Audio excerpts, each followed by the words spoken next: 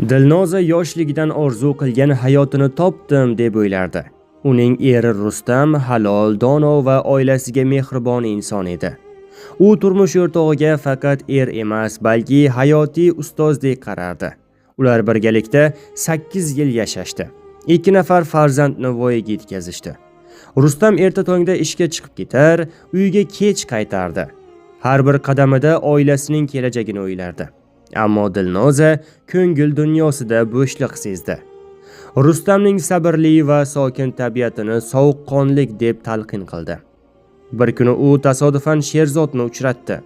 Sherzodning ko'z qarashlari, shirin so'zlari Dilnozaga yangicha tuyg'u bag'ishladi. Avvaliga u buni faqat do'stona suhbat deb o'yladi, ammo oradan vaqt o'tishi bilan yashirin uchrashuvlarga sabab topdi. Rustam bir muddat o'z xotinining o'zgarishlarini sezdi, ammo shoshilmadi. Bir kuni tasodifan uning telefonidan yozishmalarini ko'rib, yuragi muzlab qoldi. U o'sha lahza g'azab bilan portlamadi, aksincha, bosiqlik bilan Dilnozani yoniga chaqirdi. Men seni tanlagan paytimda senga butun hayotimni ishonib topshirgan edim. Ammo sen menga xiyonat qilding. Endi bitta savolim bor. Seni yo'ling qaysi? Dedi Rustam sokin ammo qat'iy ovozda. Dilnoza boshini egib qoldi. Uning ko'zlariga yosh keldi, lekin javob bera olmadi. Rustam davom etdi. Farzandlarimiz bizning hayotimizning eng katta sinovidir.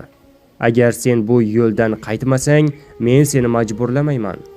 Lekin ular xiyonat soyasida ulg'ayishiga yo'l qo'ymayman. O'sha so'zlar Dilnozaning qalbini larzaga soldi. U Sherzodning shirin so'zlari vaqtinchalik sehr bo'lganini tushundi. Aslida esa uning haqiqiy tayanchi Rustam edi. Lekin kech bo'lgandi. Ishonch qayta tiklanishi qiyin edi. Rustamning ko'zlaridagi alam va sukut Dilnozaga butun umri davomida iztirob bo'lib qoldi. Azizlar, ushbu hikoyamiz sizga yoqqan bo'lsa, videorolik ostiga bir dona like bosishni va kanalga obuna bo'lishni unutmang.